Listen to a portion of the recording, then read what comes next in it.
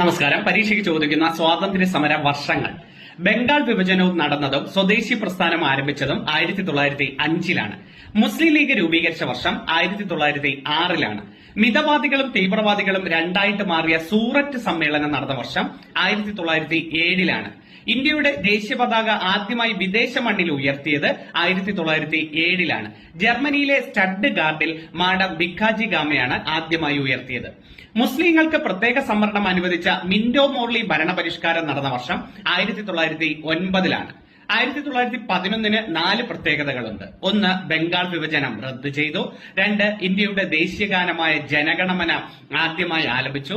3. ഇന്ത്യയുടെ തലസ്ഥാനം കൊൽക്കത്തയിൽ നിന്നും ഡൽഹിയിലേക്ക് മാറ്റാൻ തീരുമാനിച്ചു. 4. ഇന്ത്യയിൽ ആദ്യമായിട്ട് ഒരു ബ്രിട്ടീഷ് രാജാവ് സന്ദർശിക്കുന്നു. ഇന്ത്യ സന്ദർശിച്ച ആദ്യത്തെ ബ്രിട്ടീഷ് രാജാവ് ജോർജ് അഞ്ചാമനാണ്. ജോർജ് അഞ്ചാമന്റെ ഓർമ്മയ്ക്കായി ഇന്ത്യയിൽ കെട്ടിയതാണ് മുംബൈയിലെ ഗേറ്റ് വേ ഓഫ് ഇന്ത്യ.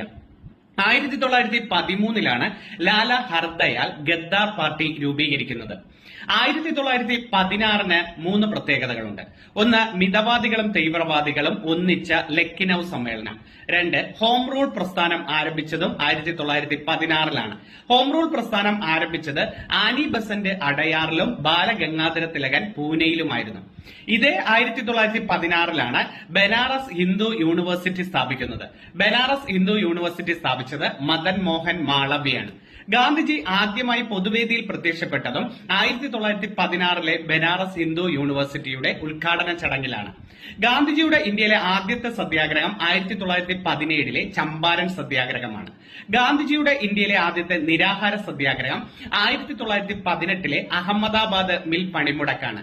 ഇതേ 18-ൽ തന്നെയാണ് കേദ സത്യാഗ്രഹവും ഗാന്ധിജി ആരംഭിച്ചത്. 1919-ലാണ് ഗാന്ധിജിയുടെ ഇന്ത്യൻ രാഷ്ട്രീയത്തിലേക്കുള്ള കാൽവെപ്പ് എന്നറിയപ്പെടുന്ന സത്യാഗ്രഹമായ റൌലക്റ്റ് സത്യാഗ്രഹം.